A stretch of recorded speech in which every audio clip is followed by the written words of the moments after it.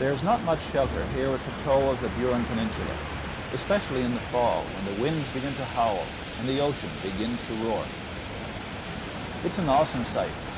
The seas frothing around the sunkers, pounding at the shore, the white horses charging in.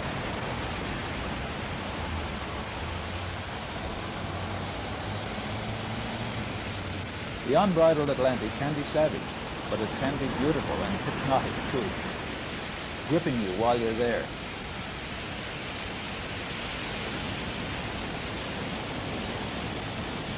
Haunting you after you've gone.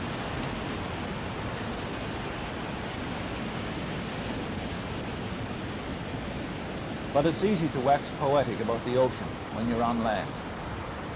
Believe it or not, we've come hoping to go out in dory with Albert Dodge of Point of Gaul. We were up at 6 a.m. to see about it. But Albert assured us we'd picked a poor day. It certainly wasn't a fit time to be out on the water in a small boat, he told us. We quickly and wholeheartedly agreed.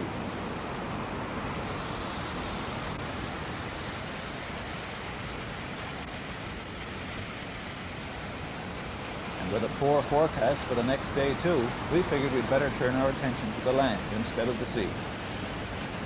We knew we wouldn't get much of a forestry show in country like this, but what about farming?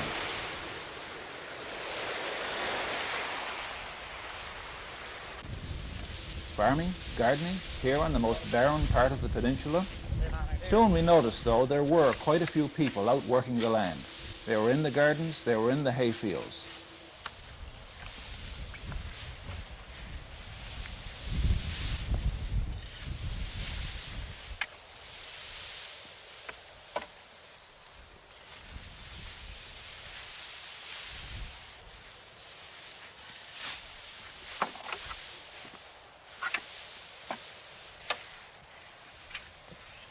Sam Bentaw works at the community pasture and so has a special interest in producing hay. His entire family pitches in, though, to help at haymaking time.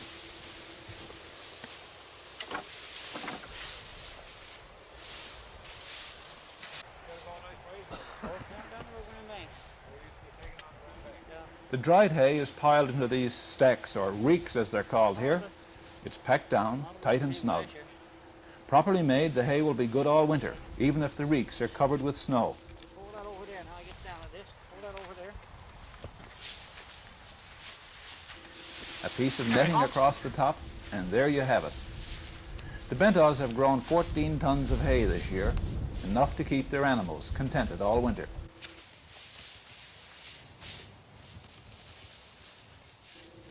The Bentaws have a fertilizer plant next door too. There it is in the background. The Atlantic Ocean. The kelp piled on the beach during storms is carried to the fields and spread as fertilizer during the winter. They've got it all figured out.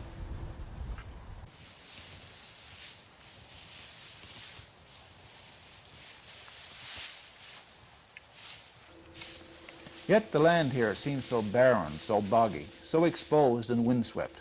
Scarcely the place you'd think people would bother with farming and gardening. Yet there are advantages to farming this boggy ground. There are no trees to clear, no roots to pull out, and there's tons of kelp on the beach nearby.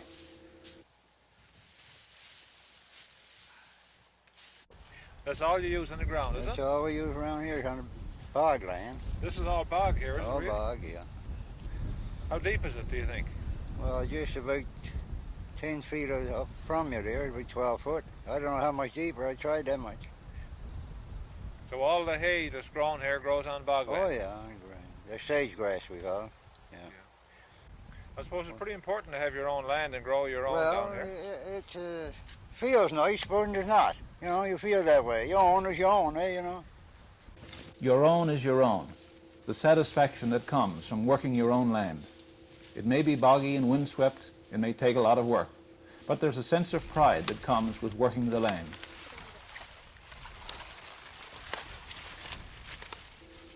Next, meet Max and Jeff King of Lamaline.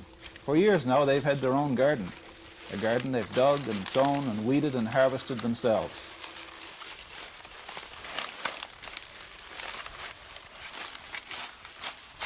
It's on pure peatland, ditched and fertilized with, you guessed it, kelp.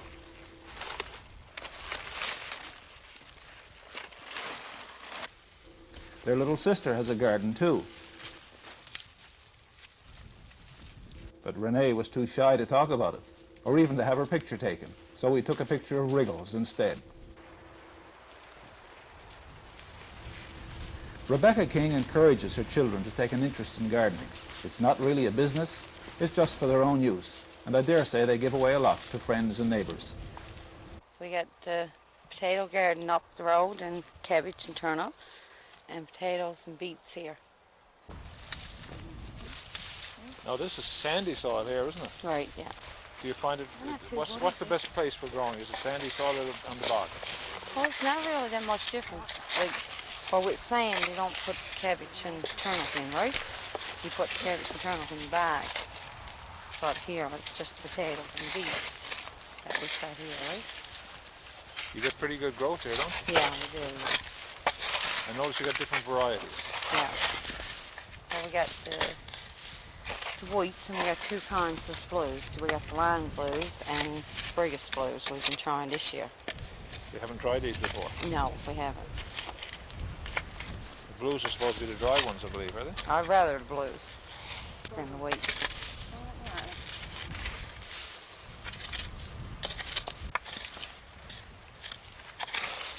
Tell me about fertilizing. How do you fertilize the ground? Well, we just use kelp, right? Yeah, I got this anti-seed. Yeah. There isn't any lime or anything? No. We never put anything in. What about on the bog? Same way? Same way, yeah. Kelp.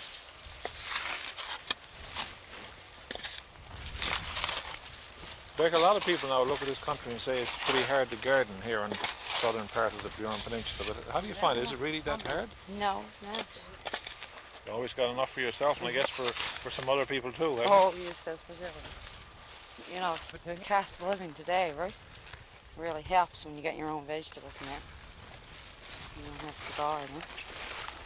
I guess you don't buy $1 worth of vegetables a year, do you? Well, we wouldn't be able to eat the cabbage, right? That come out of the shop. We're so used to the cabbage that we grow ourselves, right? So we don't usually buy any cabbage. If we run out, we just run out. You fancy what you grow here is better? Right, yeah. Lamaline, Point May, Point of Gall. People settled here because of the sea, not the land. They built their homes to be near the best fishing ground in the world.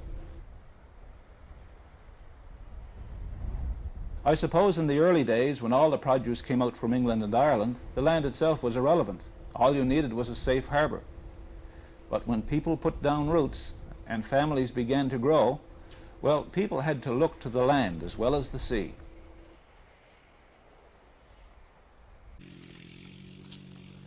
The land, bare and boggy and windswept as it was, would have to produce vegetables for the table, hay for the animals, and fuel to fight the drafts of winter.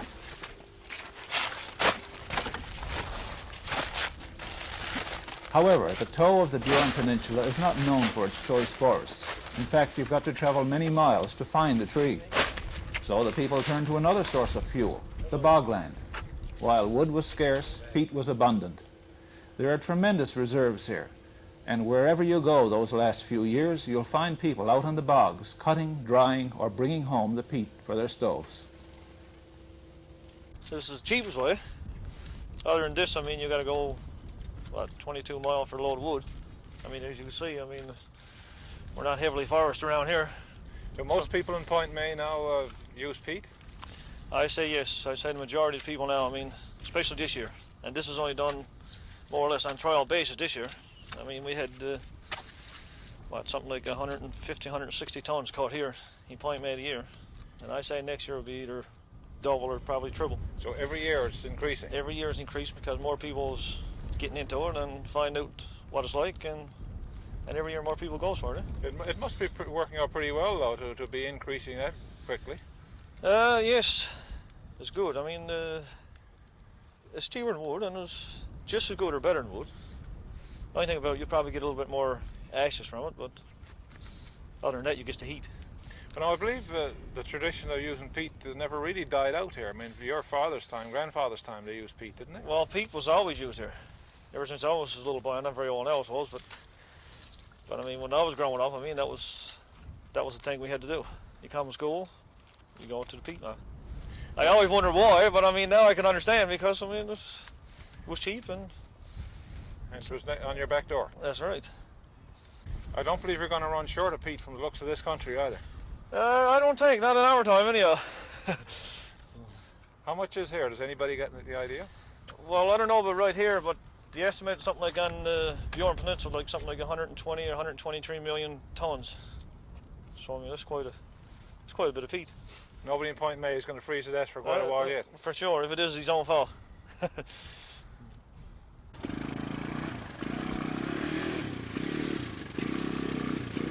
The peatlands of Newfoundland, a tremendous natural resource, just beginning to be tapped. Few communities in the world have such reserves of fuel in their backyards, and it's there for the taking.